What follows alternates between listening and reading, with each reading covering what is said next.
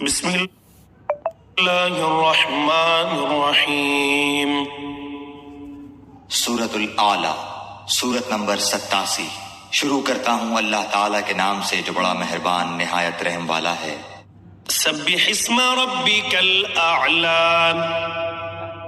اپنے بہت ہی بلند اللہ کے نام کی پاکیزگی بیان کر۔ الذی خلق فسوی، جس نے پیدا کیا اور صحیح سالم بنایا۔ والذی قدر فہدی، اور جس نے ٹھیک ٹھاک اندازہ کیا اور پھر راہ دکھائی۔ والذی اخرج المرعی، اور جس نے تازہ گھاس پیدا کی۔ فجعلہ غثاء احوی، پھر اس نے اس کو سکھا کر سیاہ کوڑا کر دیا۔ سنقرئک فلا تنسى، ہم تجھے پڑھائیں گے پھر تو نہ بھولے گا۔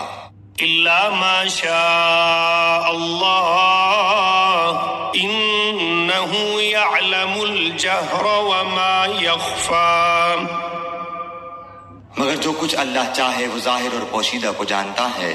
وَنُيَسِّرُكَ لِلْيُسْرَى، ہم آپ کے لیے آسانی پیدا کر دیں گے۔ فَذَكِّرْ إِن نَفَعَتِ الذِّكْرَى، تو آپ نصیحت کرتے رہیں اگر نصیحت کچھ فائدہ دے۔ سَيَذَّكَّرُ مَن يَخْشَى، ڈرنے والا تو نصیحت لے گا۔ وَيَتَجَنَّبُهَا الْأَشْقَى، ہاں بدبخت اس سے گریز کرے گا۔ الَّذِي يَصْلَى النَّارَ الْكُبْرَى، جو بڑی آگ میں جائے گا۔ ثُمَّ لَا يَمُوتُ فِيهَا وَلَا يَحْيَا، جہاں پھر نہ وہ مرے گا نہ جیے گا بلکہ حالت نزا میں پڑا رہے گا۔ قد افلح من تزکا، بے شک اس نے فلاح پالی جو پاک ہو گیا۔ وذکر اسم ربہ فصلی، اور جس نے اپنے رب کا نام یاد رکھا اور نماز پڑھتا رہا۔ بل تؤثرون الحیاۃ الدنیا، لیکن تم تو دنیا کی زندگی کو ترجیح دیتے ہو۔